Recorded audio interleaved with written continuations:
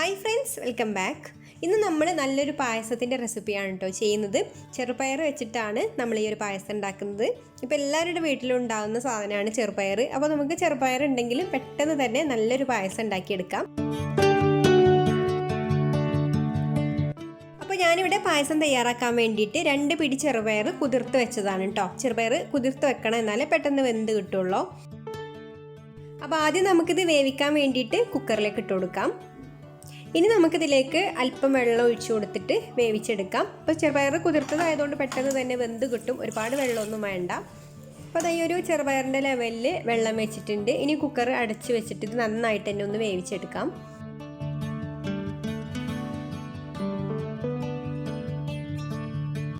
ഇനി നമുക്കിതിലേക്ക് ഒരു 1/4 കപ്പ് ചവ്വരി കൂടെ വേവിച്ചെടുക്കാം. അപ്പോൾ അതാ വെള്ളം തിളച്ച് വന്നിട്ടുണ്ട്. ഇനി നമുക്ക് ചവ്വരി ഇട്ട് കൊടുത്തിട്ട് ഇത് നന്നായിട്ട് തന്നെ ഒന്ന് വേവിച്ചെടുക്കാം. അപ്പോൾ അതാ ചെറുപയർ ഇവിടെ നന്നായിട്ട് തന്നെ വെന്ത് വന്നിട്ടുണ്ട്, വെള്ളമൊക്കെ പാകമായി വന്നിട്ടുണ്ട് കേട്ടോ. ചെറുപയർ നന്നായിട്ട് തന്നെ വേവിച്ചെടുക്കണം കേട്ടോ. പിന്നെ നമ്മൾ ശർക്കര വെള്ളത്തിലാവുമ്പോൾ പിന്നെ വേവിച്ചെടുക്കാൻ പറ്റില്ല, വെന്ത് കിട്ടില്ല. അപ്പോൾ ആദ്യം തന്നെ നന്നായിട്ട് വേവിച്ചെടുക്കുക. പിന്നെ നമ്മളിവിടെ തേങ്ങയുടെ 1-ാം പാൽ എടുത്ത് വെച്ചിട്ടുണ്ട്, നല്ല കട്ടിയുള്ള പാലാണിത്. അതുപോലെ പിന്നെ വെള്ളം ചേർത്തിട്ടുള്ള 2-ാം പാലും എടുത്ത് വെച്ചിട്ടുണ്ട്. ഒരു വലിയൊരു തേങ്ങയുടെ പാലാണ് കേട്ടോ ഇത്. പിന്നെ നമ്മളിവിടെ ശർക്കരയും ഉരുക്കി വെച്ചിട്ടുണ്ട്. ഒരു 5 അച്ച് ശർക്കരയാണ് കേട്ടോ ഞാനിതിലേക്ക് ഉരുക്കി വെച്ചിട്ടുള്ളത്. അപ്പോൾ ശർക്കര ഉരുക്കുമ്പോൾ കുറഞ്ഞ വെള്ളത്തിൽ ഉരുക്കി വെച്ചാൽ മതി, അതാണ് നമുക്ക് പെട്ടെന്ന് പായസം റെഡി ആവാൻ സൗകര്യം. അല്ലെങ്കിൽ പിന്നെ അത്രയും വെള്ളം നമ്മൾ വറ്റിച്ചെടുക്കേണ്ടി വരും. അപ്പോൾ പായസത്തിലേക്കുള്ള എല്ലാ കാര്യങ്ങളും ഇപ്പോൾ റെഡി ആയിട്ടുണ്ട് കേട്ടോ. ഇനി നമുക്ക് വലിയ പണിയൊന്നുമില്ല. അപ്പോൾ ഞാനിതാ ഇതുപോലെ ഒരു പാൻ അടുപ്പത്ത് വെച്ചിട്ടുണ്ട്. അതിലേക്ക് നമുക്ക് ആദ്യം 1 ടേബിൾ സ്പൂൺ നെയ്യ് ഒഴിച്ചു കൊടുക്കാം. ഇനി നമുക്കിതിലേക്ക് നമ്മൾ നേരത്തെ വേവിച്ച് വെച്ചിട്ടുള്ള ചെറുപയർ ഇട്ട് കൊടുത്തിട്ട് ഒന്ന് വഴറ്റിയെടുക്കാം. അപ്പോൾ ചെറുപയറിൻ്റെ പച്ചമണമൊക്കെ ഒന്ന് മാറി കിട്ടിക്കോളും.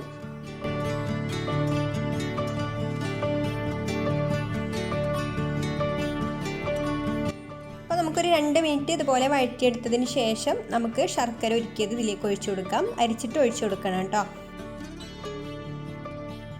ഇനി ഇത് നന്നായിട്ടൊന്ന് തിളച്ച് ശർക്കര വെള്ളമൊക്കെ ഒന്ന് വറ്റി വരട്ടെ കേട്ടോ, ഒന്ന് കുറുകി വരണം.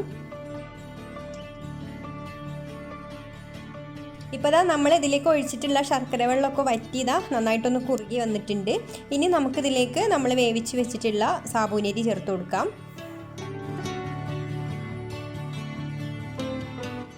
പിന്നെ തേങ്ങയുടെ 2-ാം പാലും കൂടി ചേർത്ത് കൊടുക്കാം.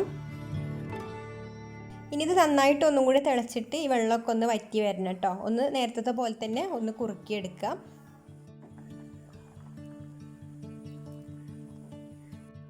ഇതുപോലെ ഒന്ന് കുറുക്കി വന്നതിന് ശേഷം നമുക്ക് നമ്മൾ നേരത്തെ ഉണ്ടാക്കി വെച്ചിട്ടുള്ള തേങ്ങയുടെ 1-ാം പാൽ ഒഴിച്ചു കൊടുക്കാം. നല്ല കട്ടിയുള്ള തേങ്ങാപ്പാലാണത്. ഇനി നമുക്കിത് തിളപ്പിച്ചെടുക്കേണ്ട കേട്ടോ. ഈ തേങ്ങാപ്പാൽ ഒന്ന് ചെറുതായിട്ട് ചൂടായി കഴിഞ്ഞാൽ നമുക്ക് ഫ്ലെയിം ഓഫ് ആക്കാം, അല്ലെങ്കിൽ പായസം പിരിഞ്ഞു പോവും. ഇനി നമുക്കിതിലേക്ക് ഒരു നുള്ളു ഉപ്പും കൂടി ചേർത്ത് കൊടുക്കാം, ആ മധുരം ഒന്ന് ബാലൻസ് ചെയ്യാൻ വേണ്ടിയിട്ട്. ഇപ്പോൾ തേങ്ങാപ്പാൽ ഒഴിച്ചിട്ട് പായസം ഒന്ന് നന്നായിട്ട് ചൂടായി വന്നിട്ടുണ്ട്. ഇനി നമുക്ക് ഫ്ലെയിം ഓഫ് ആക്കാം, ഇത്രയും മതി. ഇനി ഇതിലേക്ക് ഒരു 1/4 ടീസ്പൂണ് ചെറിയ ജീരകത്തിൻ്റെ പൊടി ഇട്ട് കൊടുക്കുന്നുണ്ട്. പിന്നെ 1 ടീസ്പൂണ് ഏലക്ക പൊടിയും അതുപോലെ ഒരു നുള്ള് ചുക്കുപൊടിയും കൂടെ ഇട്ട് കൊടുക്കുന്നുണ്ട്. ഇനി ഒരു പാൻ വെച്ചിട്ട് അതിലേക്ക് 1 ടീസ്പൂണ് നെയ്യ് ഇട്ട് കൊടുത്തിട്ടുണ്ട്. നെയ്യൊന്ന് ഉരുകി വന്നതിന് ശേഷം നമുക്കിതിലേക്ക് അല്പം അണ്ടിപ്പരിപ്പും അതുപോലെ തേങ്ങാക്കൊത്തും കിസ്മിസും കൂടെ ഒന്ന് വറുത്തിട്ട് നമുക്ക് പായസത്തിലേക്ക് ചേർത്ത് കൊടുക്കാം.